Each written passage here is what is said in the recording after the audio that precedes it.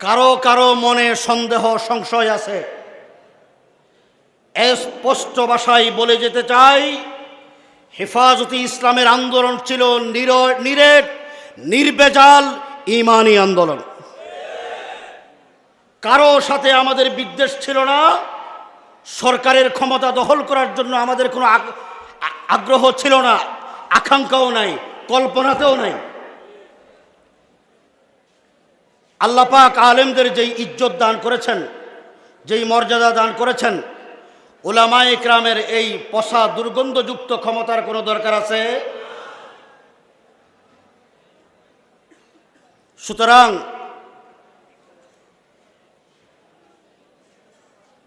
উলামায়ে ইকরামের এই মজলুমিয়তের সামরা একদিন আপনারা আমরা ভোগ করব ইনশাআল্লাহ। করব কিনা? একটি পয়গাম আপনাদের খেদমতে পেশ করতে চাই। সমস্ত বাতিল, আল কুফরু মিল্লাতুন ওয়াহিদা, সমস্ত কুফরি তাগুতি শক্তি ঐক্যবদ্ধ হয়েছে। এই ঐক্যবদ্ধ শক্তির মোকাবেলায় সমস্ত কালিমাগু মুসলমানদেরকে ঐক্যবদ্ধ হতে হবে।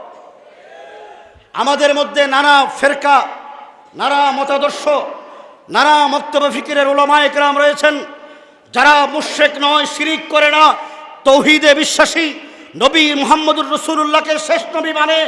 এই দুই মূলনীতির ভিত্তিতে সমস্ত উলামায়ে কেরাম তৌহিদি জনতা যদি ঐক্যবদ্ধ হয়, কোন বাতিল চোখ রাঙিয়ে আমাদের দিকে তাকাইতে পারবে না।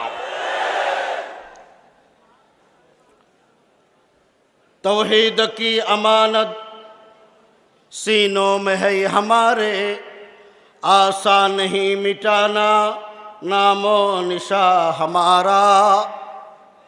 बातिल से दबने वाले ऐ आसमां नहीं हम, 100 बार कर चुका है तो इम्तिहा हमारा।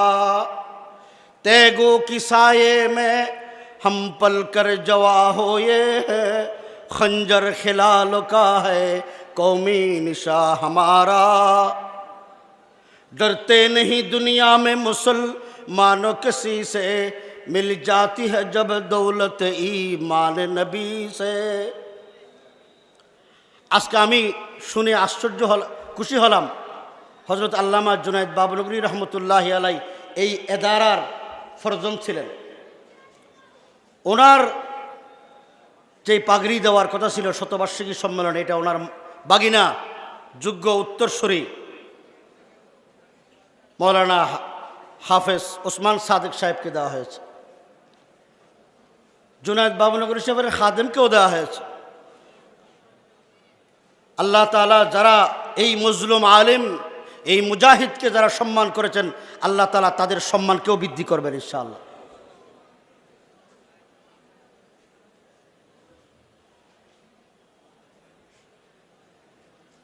আমি একটি আয়াত আপনাদের সামনে তেলাওয়াত করেছি,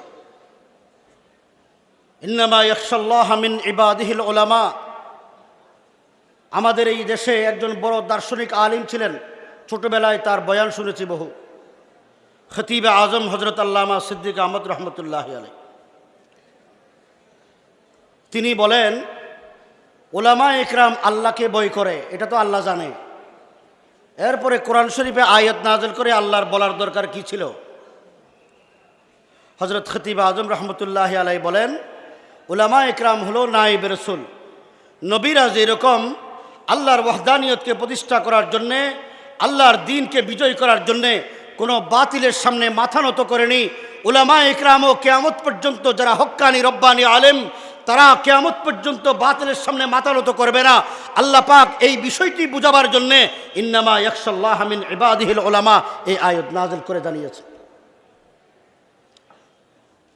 হযরত আল্লামা মুহিবুল্লাহ বাবনগরী, আমরা দোয়া করি আল্লাহ পাক ওনাকে হায়াতে তৈয়বা দান করুন। আমাদের যত হায়াত আছে আল্লাহ পাক তাকে দিয়ে আমাদের জন্য ছায়া হিসেবে আল্লাহ কিয়ামত পর্যন্ত বকা রাখুন। এই জামিয়া আজিজুল উলুমের পক্ষ থেকে একটি আবেদন সরকারের কাছে করতে চাই, স্টেজে আছে কিনা জানি না, এই দেশের সূর্য সন্তান হযরত আল্লামা মামুনুল হক দামাত বরকাতুহুম তিনি জেলে আছেন, জানেন তো। ওনার বড় ছেলে আসছে জিমামুল হক, হজরতের কাছ থেকে দোয়া নেওয়ার জন্যে। জেলে হজরত মুফতি সাহাওয়াত হুসেন আছেন, মুফতি মনির হোসেন কাসেমি রয়েছেন, বারিজারা মাদ্রাসার মোহতামিম। কাসেমি সাহেবের ইন্তেকালের পর যিনি মোহতামিম হয়েছেন তিনি জেলে আছেন। মুফতি হারুন ইজহার রয়েছেন, মুফতি মৌলানা নাসিরউদ্দিন মুনির রয়েছেন, মুফতি নূর হুসাইন নুরানি রয়েছেন, মুফতি মাহমুদ গুনবী রয়েছেন, মুফতি আজহারুল ইসলাম রয়েছেন, হাটাজারির মৌলানা আমিনুল ইসলাম রয়েছেন, যার উপরে বেশি নির্যাতন করা হয়েছে।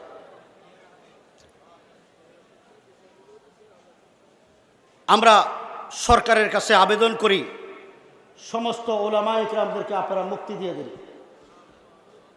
সমস্ত ওলামায়ে ইকরামদেরকে মুক্তি দিয়ে দিন। আপনাদের সাথে আমাদের কোনো বিরোধ নাই। একটি হাদিস পাঠ করে আপনাদের কাছ থেকে শেষ করছি। হাটদারি হজরত মাদ্রাসার মোহতামিম হজরত আল্লামা ইয়াহিয়া সাহেব দামাত বরকাতুহুম তশরিফ এনেছেন।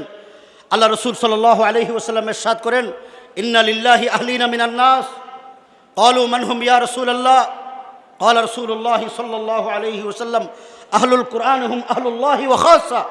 আল্লাহ রসুল বলেন, দুনিয়ার মানুষের মধ্যে কিছু মানুষের পরিবারের বিশেষ সদস্য থাকে। সাহাবায়ে ইকরাম জিজ্ঞেস করলেন, ইয়া রাসূলুল্লাহ, মানুষের পরিবারের বিশেষ সদস্য আছে, আল্লাহর পরিবারের সদস্য কারা? আল্লাহ রসুল বলেন, যারা কোরআনওয়ালা তারা হলো আল্লাহর পরিবারের বিশেষ সদস্য। আমি আপনাদেরকে জিজ্ঞেস করি, দুনিয়ার মানুষের পরিবারের বিশেষ সদস্যদের উপরে যদি কেউ আক্রমণ করে, অত্যাচার করে, জুলুম করে, আমরা কি কাউকে বিনা চ্যালেঞ্জে ছেড়ে দেই? তাহলে বলুন তো, যে আল্লাহর পরিবারের বিশেষ সদস্য উলামায়ে ইকরাম কোরআনওয়ালারা, তাদের উপরে যদি জুলুম আর অত্যাচার করে, সেই মহিম আল্লাহ, মালিকুল আমলাক আল্লাহ কি কাউকে ছেড়ে দিবেন? কাউকে ছেড়ে দিবেন? দুনিয়ার সমস্ত ক্ষমতাবানদের কাছে আমাদের পেগাম, আল্লাহ মালিকুল আমলাক, সমস্ত মালিকদের মালিক, সমস্ত ক্ষমতাবানদের ক্ষমতার অধিকারী হলো একমাত্র আল্লাহ।